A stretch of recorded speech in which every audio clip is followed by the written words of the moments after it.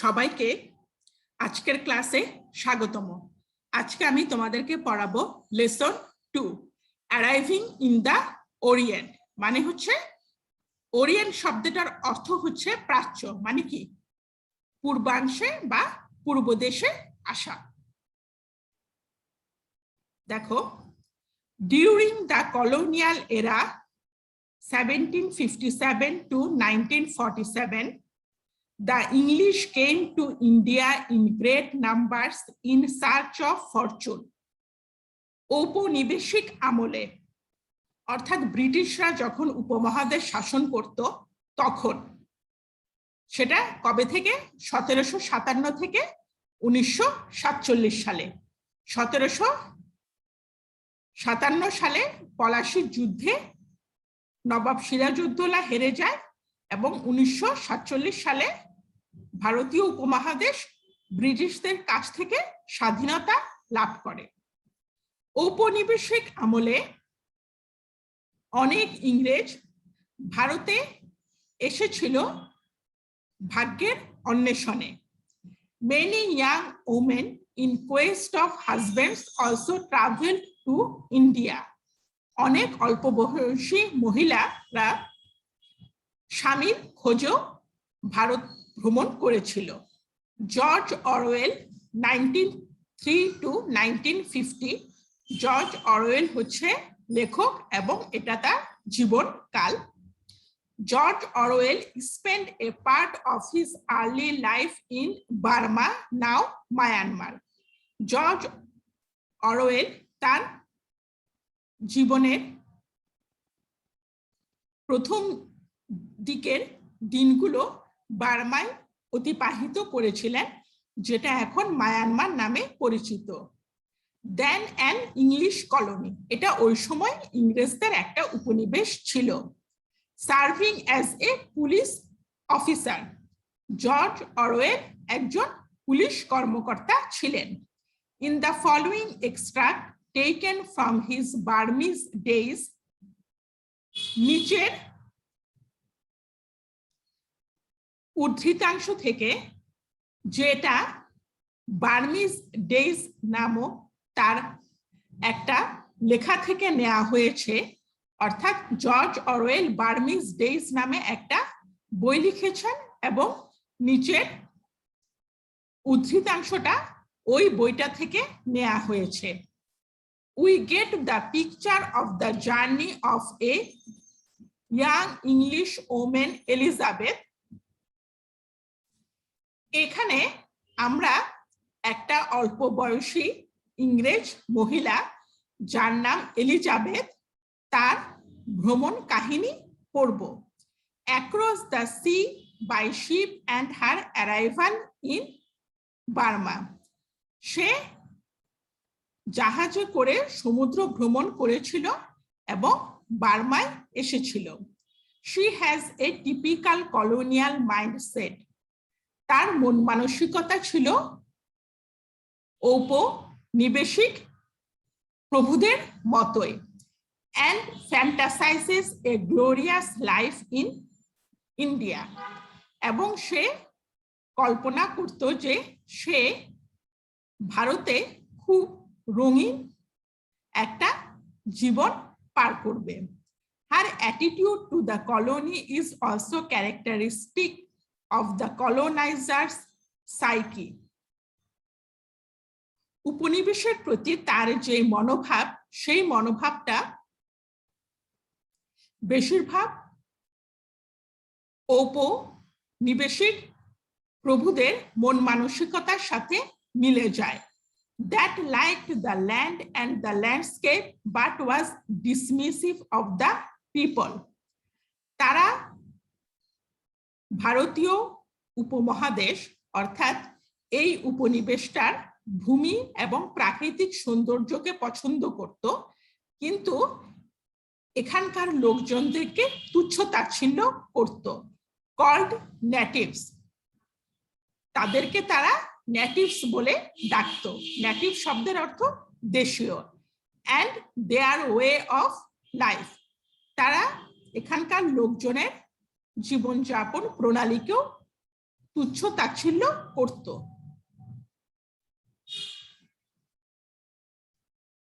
দেখো, now read the text and answer the questions that follow. Elizabeth spent 30 pounds on summer frocks and set sail immediately. Elizabeth গরমের জামা কাপড়ের জন্য 30 pound খরচ করেছিল এবং সাথে সাথে যাত্রা শুরু করেছিল। The ship heralded by rolling porpoises, জাহাজটিকে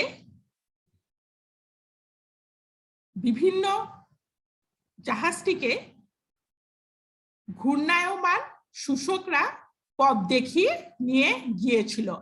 পরপোয়েজ মানে হচ্ছে শোষক, অর্থাৎ কিছু শোষক পানিতে ঘুরছিল এবং এরাই জাহাজটাকে পথ দেখিয়ে নিয়ে গিয়েছিল। হেরাল্ড মানে হচ্ছে অগ্রদূত।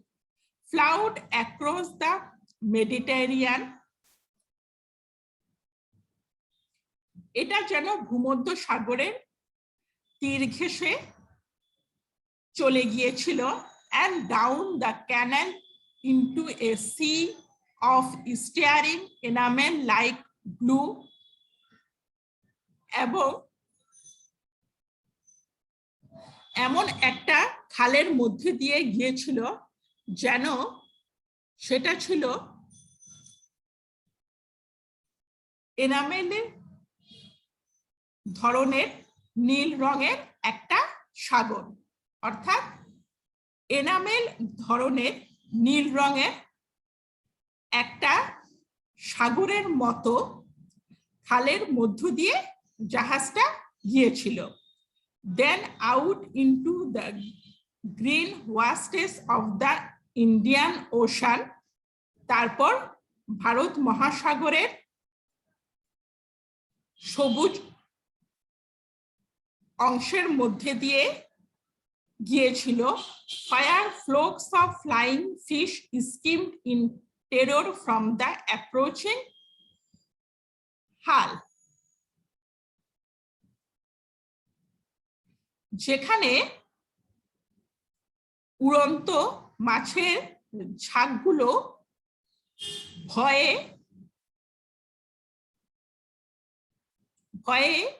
এমন ভাবে জড়ো হয়েছিল এবং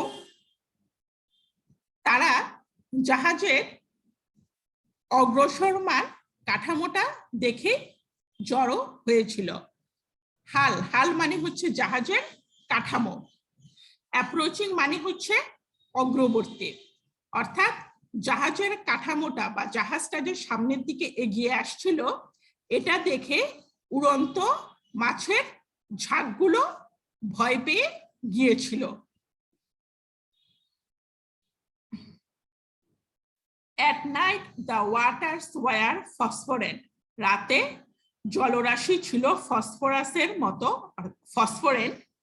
ফসফোরেসেন্ট, রাতে জলরাশি ছিল ফসফোরেসেন্ট মানে হচ্ছে এটা রাতের বেলা জ্বলতো। And the wash of the bow was like a moving arrowhead of green fire, এবং জাহাজের অগ্রভাগ এমন ভাবে এগিয়ে আসছিল যেন এটা সবুজ রঙের আগুনের একটা তীর। বাও মানে হচ্ছে জাহাজের অগ্রভাগ, এখানে ওয়াশ শব্দটার মানে হচ্ছে দ্রুত বেগে ছোটা। অ্যারো মানে হচ্ছে তীর, অ্যারোহেড মানে হচ্ছে তীরের অগ্রভাগ, অর্থাৎ জাহাজটা এমন ভাবে ছুটে আসছিল যেন একটা সবুজ রঙের আগুনের তীরের অগ্রভাগ। Elizabeth loved the life on board ship, জাহাজের পাটাতনে যে সময়টা এলিজাবেথ পার করেছিল সেই সময়টা বা সেই জীবনটাকে সে ভালোবেসেছিল। she was going to love India. She knew, সে জানতো যে সে ভারতকে ভালোবেসে ফেলতে যাচ্ছিল। She had formed quite a picture of India. সে মনে মনে ভারতের একটা ছবি এঁকে ফেলেছিল। From the other passengers conversation, অন্য যাত্রীদের কথোপকথন থেকে। কনভারসেশন মানে হচ্ছে কথোপকথন। She had even learned some of the more necessary Hindustani phrases. সে কিছু প্রয়োজনীয় হিন্দুস্তানি বাক্যাংশগুলোকেও শিখে ফেলেছিল। সেগুলো হচ্ছে such as ইধার আও, জলদি, সাহিব লোক, এটসেট্রা। এগুলা হচ্ছে ইধার আও, জলদি, সাহিব লোক ইত্যাদি। In anticipation, she tasted the agreeable atmosphere of clubs. সে আগে থেকে ক্লাবের পরিবেশ সম্পর্কে একটা ধারণা নিয়ে রেখেছিল। অ্যান্টিসিপেশন মানে হচ্ছে পূর্বজ্ঞান, আগে থেকে কোনো ধারণা থাকা। সে আগে থেকেই মনে মনে ক্লাবের পরিবেশটাকে একটু যাচাই বাছাই করে নিয়েছিল, অর্থাৎ তার মনে আগে থেকে এটার ব্যাপারে একটা ধারণা ছিল। With punkahs flapping and barefooted white turbaned boys reverently salaaming. ক্লাবগুলোতে পাংখা চলতে থাকে, পাংখাগুলো চাপড় মারতে থাকে বারবার, অর্থাৎ যখন পাংখাগুলো চলতে থাকে তখন একটা পতপত আওয়াজ হয়, এটাকেই বলে ফ্ল্যাপিং। অ্যান্ড খালি পায়ে সাদা পাগড়ি পরা ছেলেরা শ্রদ্ধার সাথে সালাম দেয়, অর্থাৎ ক্লাবে পতপত আওয়াজ তুলে পাংখাগুলো চলতে থাকে এবং খালি পায়ে সাদা পাগড়ি পরা ছেলেরা শ্রদ্ধার সাথে সালাম দেয়। টারবান মানে হচ্ছে পাগড়ি, রেফারেন্টলি মানে হচ্ছে শ্রদ্ধার সাথে। And maidens wear bronze Englishmen with little clipped mustaches gallop to and fro, walking polo balls.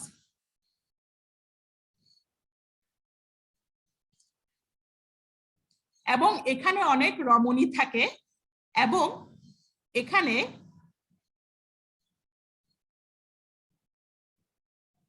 ব্রোঞ্জের মতো দেখতে ইংরেজরা ছোট গোফ পাকিয়ে দ্রুত বেগে এদিক সেদিক ছুটে যায় এবং পোলো বলগুলোকে আঘাত করে। গ্যালপ মানে হচ্ছে দ্রুত বেগে ছোটা, টু অ্যান্ড ফ্রো মানে হচ্ছে এদিক সেদিক, মুস্টাশ মানে হচ্ছে গোফ, ওয়াক মানে হচ্ছে আঘাত করা।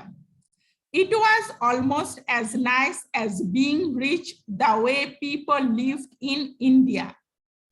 ভারতে লোকজন যেমন ভাবে বসবাস করে তাতে ধনী হওয়াটা হয় খুব চমৎকার।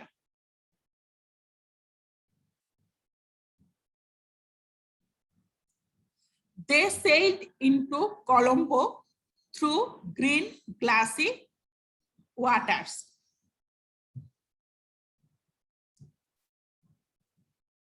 তারা সবুজ রঙের জলরাশির মধ্য দিয়ে কলম্বোতে যাত্রা করেছিল।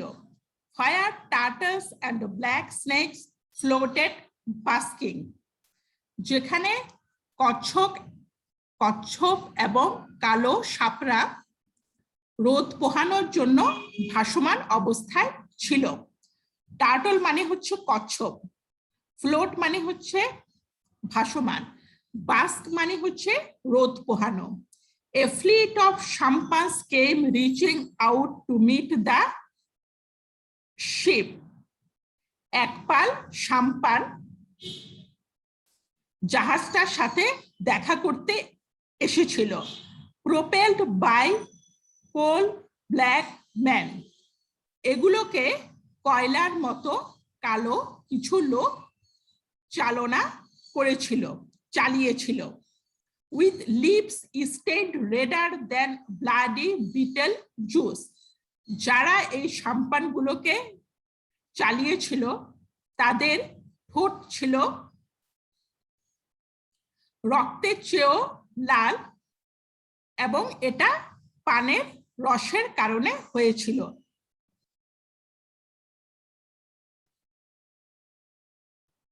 বিটেল মানে হচ্ছে পান।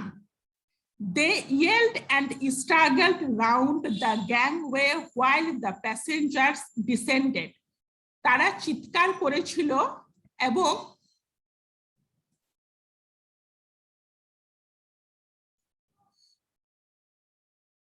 চলাফেরার পথে জড়ো হওয়ার জন্য বিশৃঙ্খলা তৈরি করেছিল যখন যাত্রীরা অবতরণ করেছিল।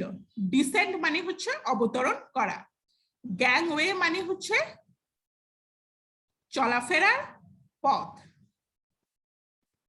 As Elizabeth and her friends came down to Champanwalas, their prows nosing against the gangway besought them with yells.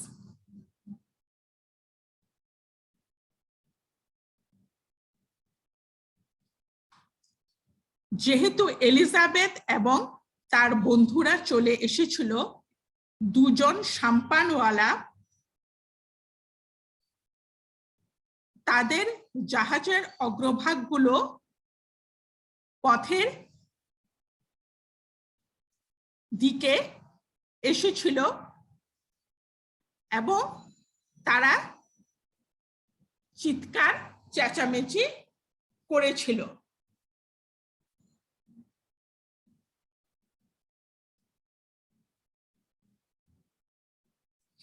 এই দুজন সাম্পানওয়ালা চিৎকার চেঁচামেচি করে এলিজাবেথ এবং তার বন্ধুদেরকে খুঁজেছিল।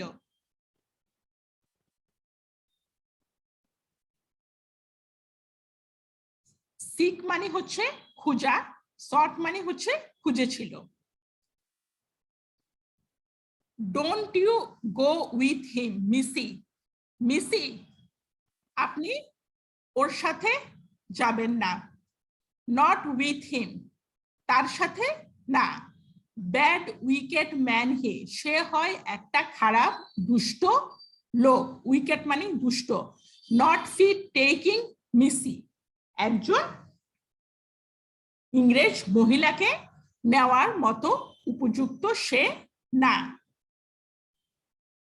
Don't you listen him lies missy, তার মিথ্যা কথাগুলো শুনবেন না মিসি। ন্যাস্টি লো ফেলো, সে হচ্ছে নিচু জাতের একটা লোক। ন্যাস্টি লো ও ট্রিক্স হিম প্লেইং, সে নোংরা কূটবুদ্ধি খেলছে।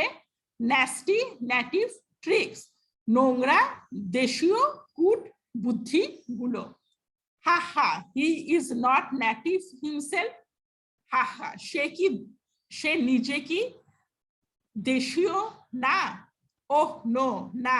হিম ইউরোপিয়ান ম্যান, সে ইউরোপের লোক। White skin all same,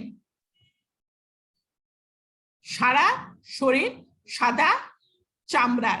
মিসি Ha Ha, মিসি Ha Ha.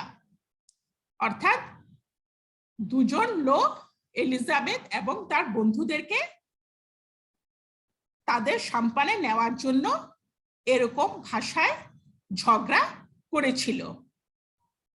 Stop your bat you two, or I shall fetch one of you a kid. তোমরা দুজন থামো দুষ্ট কথাকার, অথবা নতুবা আমি তোমাদেরকে এক লাথি দিয়ে নিয়ে আসব।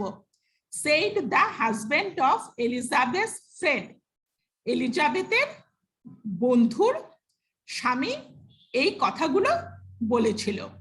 এলিজাবেথের বন্ধুর স্বামী ওই দুজন সাম্পানওয়ালাকে এই কথাটা বলেছিল যে তারা যদি না থামে তাহলে সে তাদের একজনকে লাথি দিয়ে নিয়ে আসবে।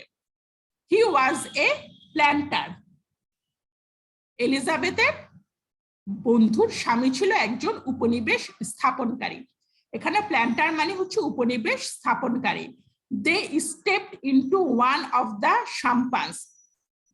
তারা একটা সাম্পানে উঠলো। Oar rowed towards the sun bright quays. রোদ্রে জলজল করছে এরকম জেটির দিকে তারা এগিয়ে গেল।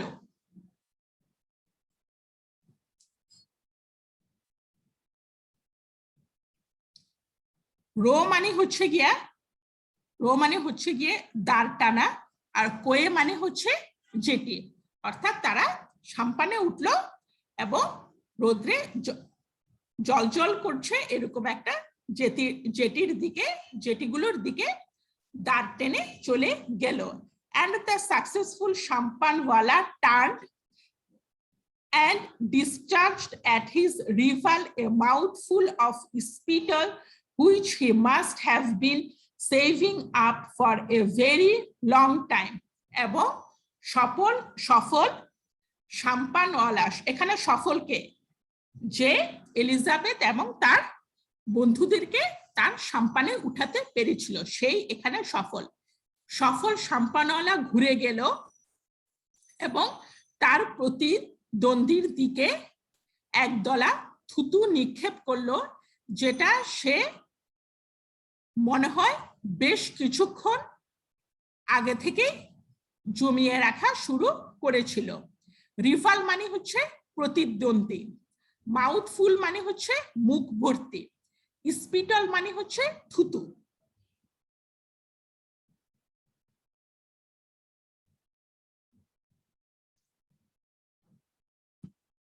This was the Orient. এটাই হচ্ছে প্রাচ্য। Scents of coconut oil and sandalwood, cinnamon and turmeric. নারকেল তেলের গন্ধ, চন্দনের গন্ধ, দারচিনি এবং হলুদের গন্ধ floated across the water onto Mount Lavinia. জলরাশিতে এসবের গন্ধগুলো ভেসে বেড়ায় এবং এটা মাউন্ট ল্যাভিনিয়া পর্যন্ত চলে যায়। Where they bathed in a lukewarm sea, যেখানে তারা সমুদ্রের ঈষদুষ্ণ পানিতে গোসল করেছিল। লিউকওয়ার্ম মানে হচ্ছে ঈষদুষ্ণ অর্থাৎ কিছুটা গরম। দ্যাট ফোমড লাইক কোকা কোলা, যেটা কোকা কোলার মতো ফেনা তৈরি করেছিল। She came back to the ship in the evening. সন্ধ্যার সময় সে জাহাজে চলে এসেছিল। And they reached Rangoon a week later. এবং এক সপ্তাহ পর তারা রেঙ্গুনে পৌঁছে গিয়েছিল।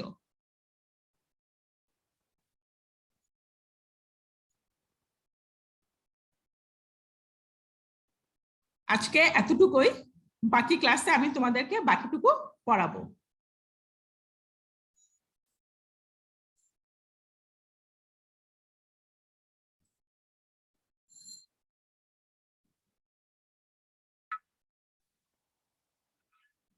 দেখো, তোমাদেরকে আমি কিছু ভোকাবুলারি দেখাবো।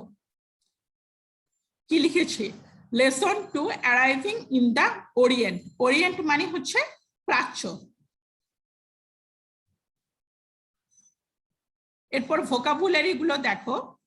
ডিসমিসিভ, ডিসমিসিভ মানে হচ্ছে তুচ্ছ তাচ্ছিল্য।